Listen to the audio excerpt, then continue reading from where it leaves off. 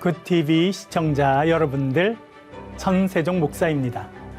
훈민복음 세상을 깨우는 말씀에 오신 것을 환영합니다.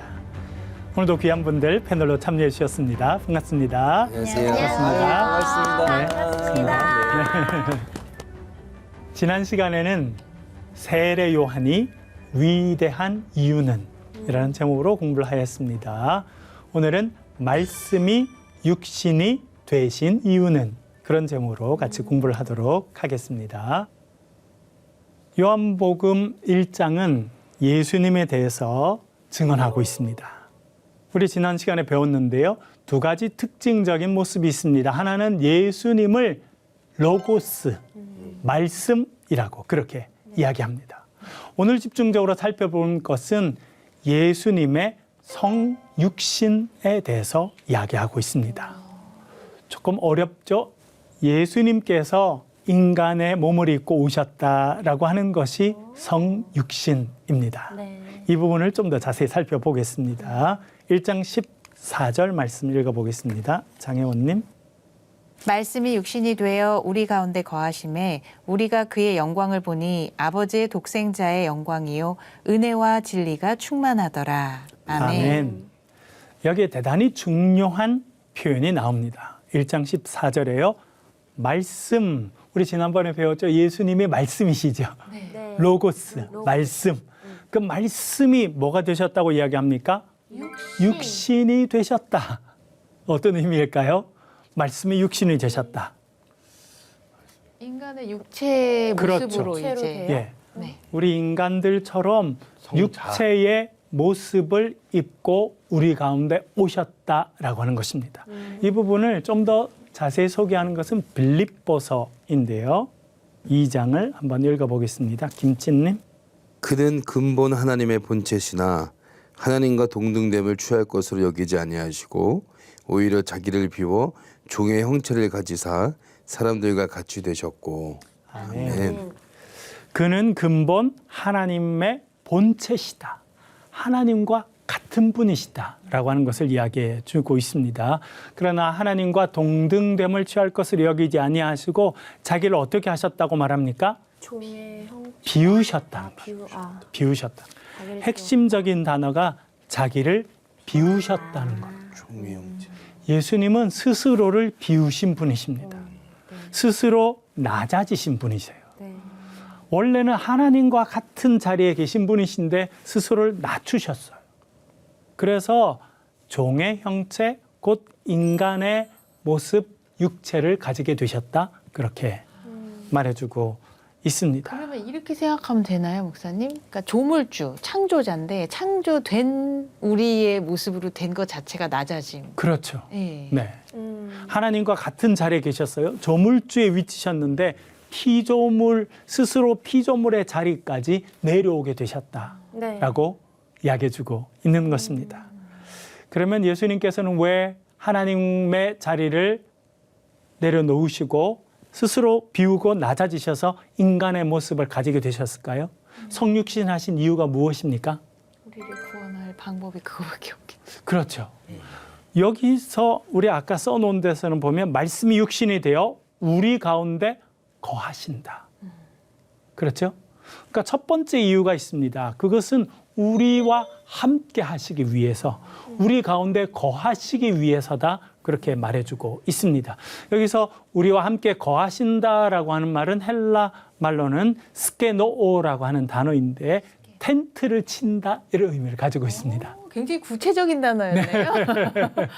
김진님 아이들이랑 이렇게 캠핑 가서 텐트 한번 쳐보신 적이 있으세요? 있어요. 왜? 근데 텐트의 기준이 지금과 좀 다르지 않을까요? 그렇죠. 그렇죠. 텐트라고 하는 표현은 하면 여러분 뭐가 떠오릅니까? 구약 광야 시대 텐트 하면 뭐가 떠오르십니까? 아, 그 유목민들이 움직이면서 지었던 그 텐트가 네. 또 텐트이기도 하고요. 사실은 이스라엘 백성들이 광야에 살면서 텐트를 치고 살았죠. 네. 천막을 치고 살았습니다. 네.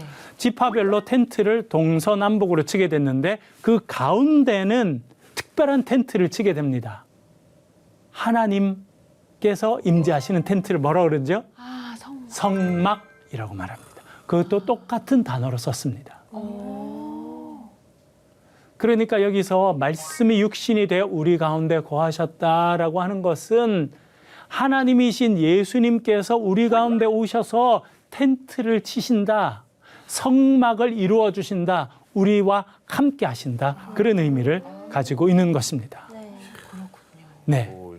이 스케노라고 하는 단어는 찾아보니까 요한복음에 쓰이고 또 어디에만 쓰이냐면 요한계시록에만 쓰입니다. 그러니까 이 단어는 철저히 사도 요한이 사용했던 단어예요. 그래서 요한복음에 나오고 딴 성경에는 안 나오고 요한계시록에 나옵니다. 요한계시록 21장에 쓰이는데 한번 읽어볼게요. 강래희님. 내가 들으니 보좌에서 큰 음성이 나서 이르되 보라 하나님의 장막이 사람들과 함께 있음에 하나님이 그들과 함께 계시리니 그들은 하나님의 백성이 되고 하나님은 친히 그들과 함께 계셔서 모든 눈물을 그 눈에서 닦아주시니 다시는 사망이 없고 애통하는 것이나 곡하는 것이나 아픈 것이 다시 있지 아니하리니 처음 것들이 다 지나갔음이러라. 아멘.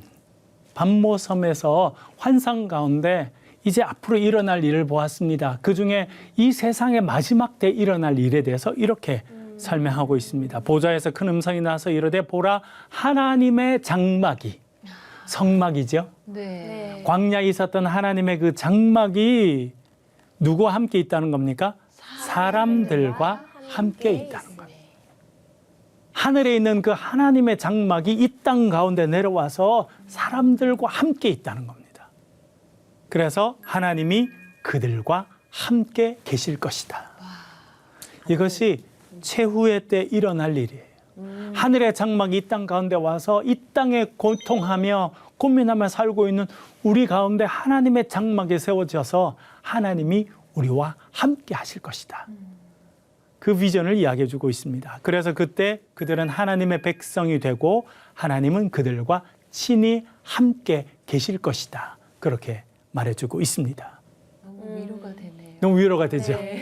그렇게 함께 하셔서 하신 일은 무엇일까요? 4절에 이렇게 말합니다. 모든 눈물을 그 눈에서 닦아 주실 것이다. 눈물을 닦아 주신다는 거예요. 여러분 이사야 40장 우리 지난 시간에 바라봤죠. 뭐라 말씀하십니까? 이스라엘을 통해서 위로하라. 너희들은 내 백성을 위로하라. 말씀하셨죠. 하나님의 위로, 그 위로를 이사야 선지자가 외쳤는데 이 땅의 마지막 때는 하나님이 직접 오셔서 우리의 눈물을 닦아주실 것이다. 그렇게 말씀하고 있습니다. 그렇게 하나님께서 이 땅에 내려오실 그 일을 예비적으로 보여준 사건이 성육신 사건입니다. 그래서 언젠가 하나님께서 직접 이 땅에 오셔서 우리와 함께 하시듯이 예수님께서 인간의 몸을 입고 이 땅에 오셔서 우리와 함께 하십니다. 그것이 성육신 사건입니다. 그래서 우리와 함께 하시려고 오신 거예요. 또 뭐 하려고 성육신 하셨을까요? 이 땅에 오셨을까요? 우리를 장현님 아까 말씀하신 것처럼 뭐 하시려고요? 구원하시기 위해서 네. 이 땅에 오셨다는 것입니다. 그것을 가장 분명하게 알려주는 것이 요한복음 3장입니다. 그 부분 한번 읽어볼게요. 3장 16절 17절 장혜원님. 하나님이 세상을 이처럼 사랑하사 독생자를 주셨으니 이는 그를 믿는 자마다 멸망하지 않고 영생을 얻게 하려 하심이라. 하나님이 그 아들을 세상에 보내신 것은 세상을 심판하려 하심이 아니요 그로 말미암아 세상이 구원을 받게 하려 하심이라. 아멘. 하나님이 세상을 이처럼 사랑하셨다. 이처럼이 뜻하는 것이 무엇일까요, 여러분? 이처럼. 이렇게 낮아질 정도로. 그렇죠. 한 분밖에 없는 독생자를 보내실 만큼. 그만큼. 그렇죠. 이처럼이 그런 의미예요. 하나님이 세상을 이처럼 사랑하셨다고 하는 것은 얼마나 사랑하셨는지 그 증거가 뭐냐면 첫 번째는 이 땅에 보내신 거예요. 성육신 하신 거. 여러분 하나님은 영원의 세계에 속해 계십니다. 무한대 차원에 계신 분이 3차원 안으로 들어오신 거예요. 인간의 몸을 입으신 거예요. 영원하신 하나님이 시간 안으로 들어오신 그 사건이 성육신 사건입니다. 그만큼 사랑하셨다는 거예요. 네.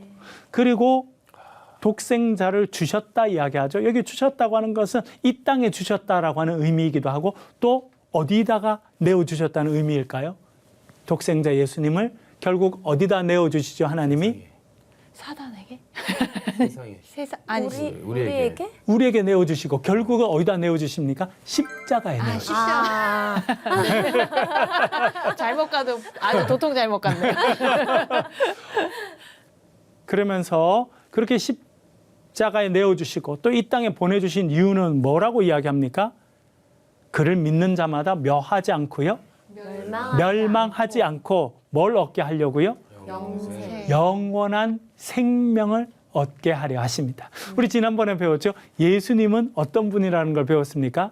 그분 안에 뭐가 있다고 배웠습니까? 예수님 안에 생명이 있다. 그렇죠? 그래서 그분 안에 있는 사람은 영원한 생명을 얻게 된다.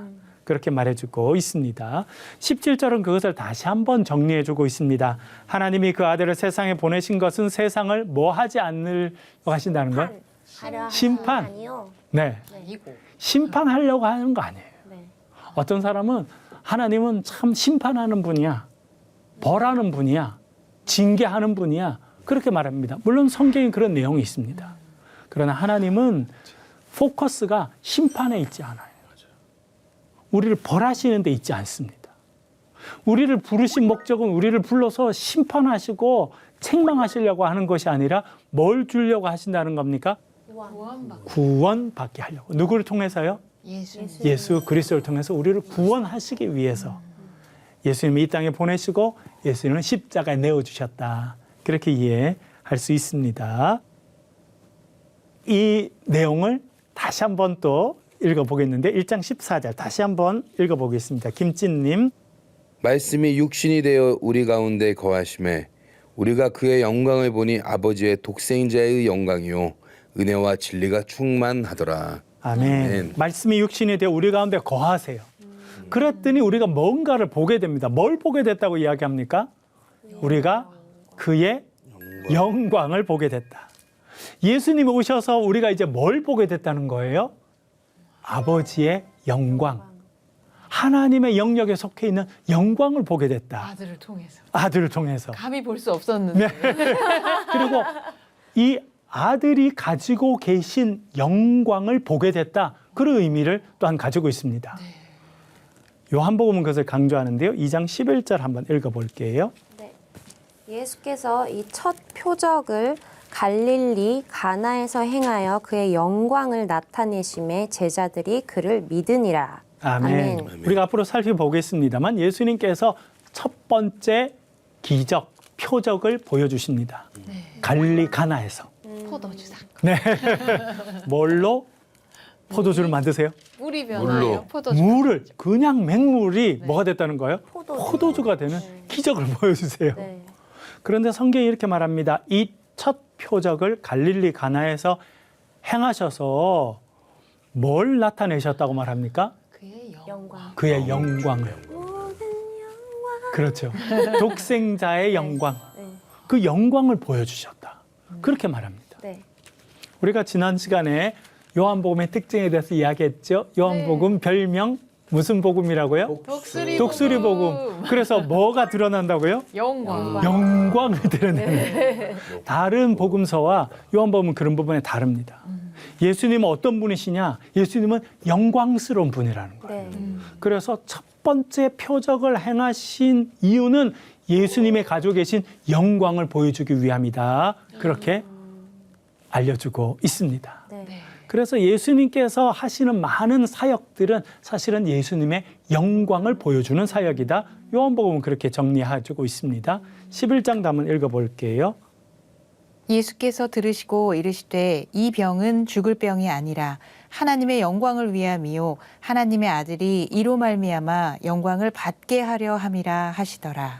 아멘. 아멘. 11장에 가면 나사로 사건이 나옵니다. 나사로가 죽게 되죠. 그것도 표적이죠. 그렇죠. 네. 죽게 되었는데 예수님께서 바로 가지 않고 기다리세요. 그래서 결국 마르다가 있는 그 동생 마르다가 너무너무 기다리고 있었는데 예수님은 며칠 만에 도착하십니까? 4일.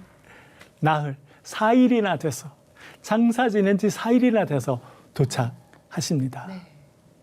그런데 예수님께서 뭐라고 그러시냐면 그 나사로가 죽었다는 소식을 들으시고 말씀하시기를 이 병은 죽을 병이 아니라 하나님의 영광을 위한 것이다. 그리고 하나님의 아들이 이로 말미암아 영광을 받게 하려 함이라 말씀합니다.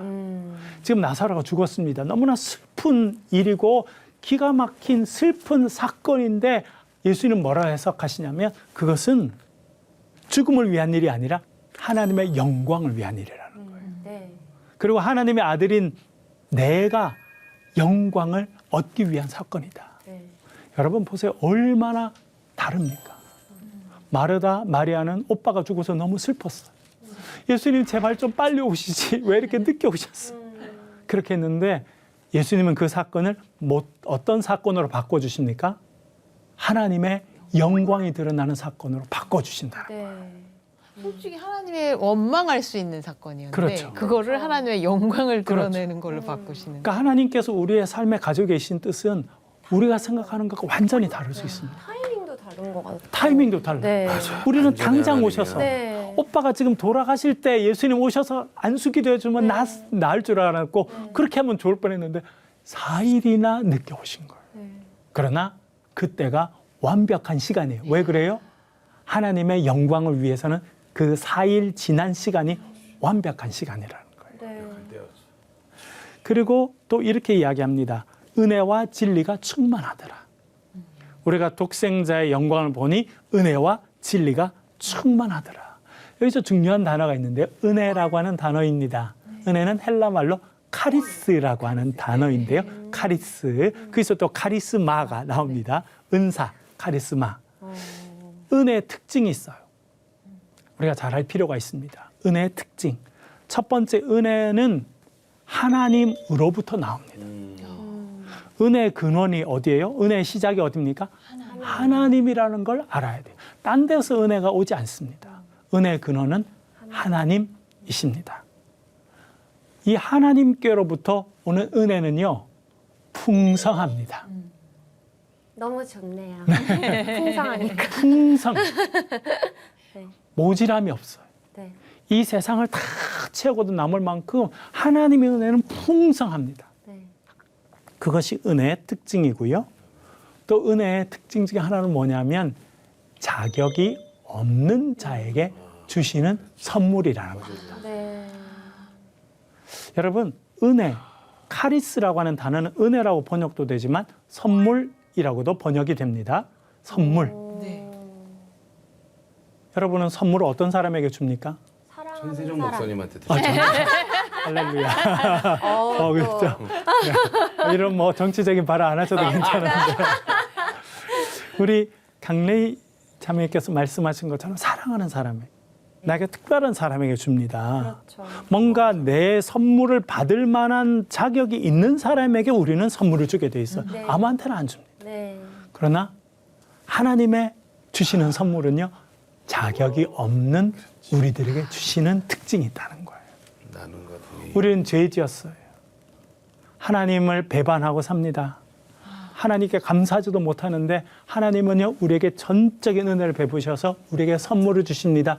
그것이 하나님 주시는 선물의 특징이에요. 자격 갖추지 못한 자에게 주신다라고 하는 것입니다. 무조건적인 사랑인 것 무조건적인 같아요. 사랑. 정말로. 맞아. 네. 그리고 하나님의 은혜는요, 누굴 통해서 우리에게 전달될까요? 누굴 통해 주실까요? 예수님. 예수 그리스도를 통해서 전달되는 거예요. 그것이 특징입니다.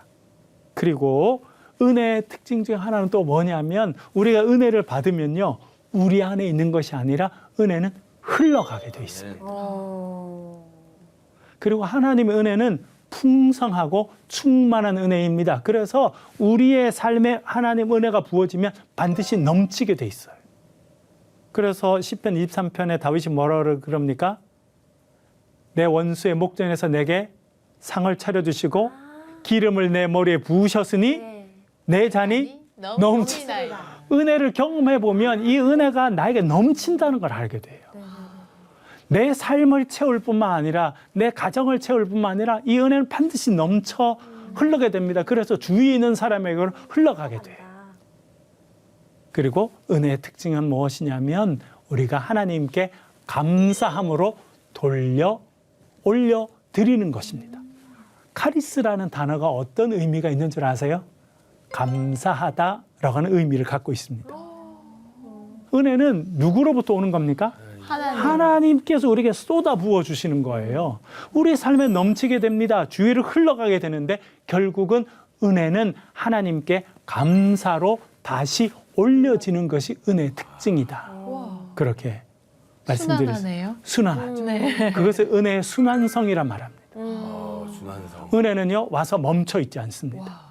하나님의 은혜는 예수 그리스도를 통해서 우리에게 충만히 쏟아지면 우리에게 부어진 은혜는요 주위 사람에게 흘러가게 돼 있어요. 그리고 결국은 은혜 받은 모든 사람들이 같이 모여 하나님께 감사와 영광을 올려드리게 됩니다. 그것이 은혜의 순환성이라는 것입니다.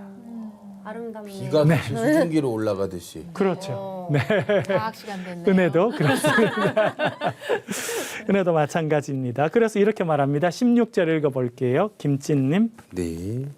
우리가 다 그의 충만한 데서 받으니 은혜 위에 은혜니라.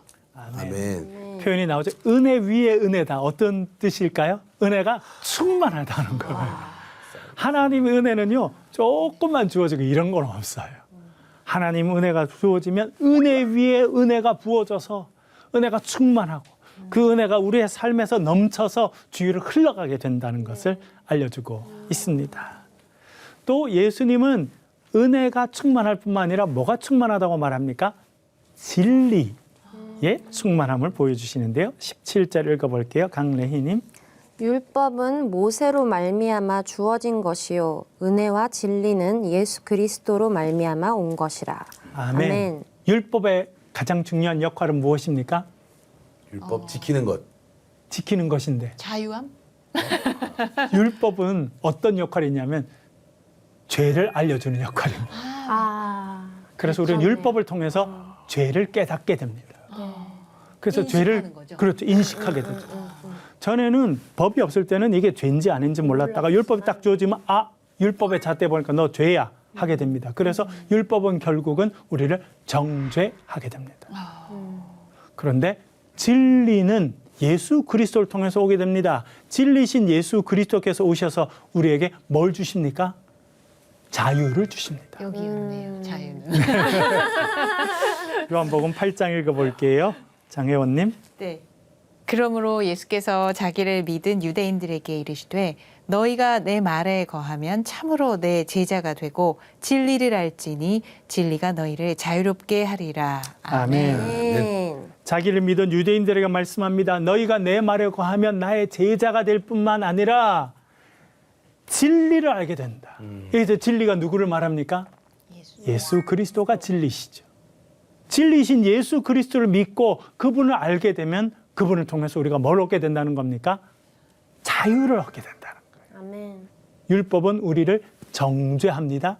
결국 죽음에 이르게 합니다. 그러나 진리신 예수 그리스도 안에서 우리는 자유를 얻게 됩니다.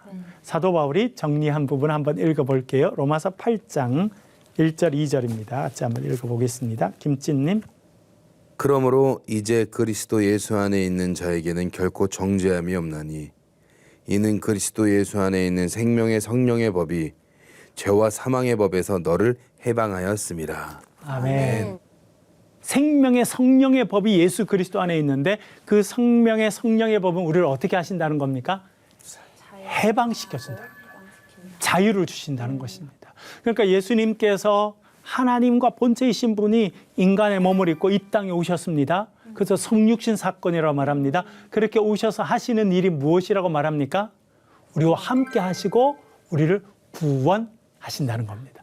우리를 율법의 정죄에서부터 해방시켜 주셔서 우리가 자유롭게 하신다. 그렇게 말씀하고 있습니다. 오늘 강의 여기까지 하겠고요. 혹시 질문 있으시면 정죄는 안 좋지만 네. 죄를 인식하는 건 필요하죠. 그렇죠. 네. 네. 네. 정죄는 너 죄인이야. 막 살면 안 돼. 사람들이 그렇게 딱 이야기하는 게 정죄예요. 그건 우리가 죄를 인식하고 이 죄 문제는 내가 해결할 수 없으니 예수님 앞으로 나아가야지. 우리가 그렇게 인식하고 생각하고 하는 것은 반드시 또 우리가 해야 되는 일입니다. 그러니까 정죄는 하지 말아야 되지만 말씀하신 것처럼 죄를 인식하고 주님 앞에 나아가는 것은 우리가 날마다 해야 되는 일이라 생각이 듭니다. 감사합니다. 오늘은 말씀이 육신이 되신 이유는 그런 제목으로 공부를 했습니다. 다음 시간에는 와서 보라 그런 제목으로 공부를 하겠습니다. 오늘 함께해 주셔서 감사합니다. 수고하셨습니다. 감사합니다.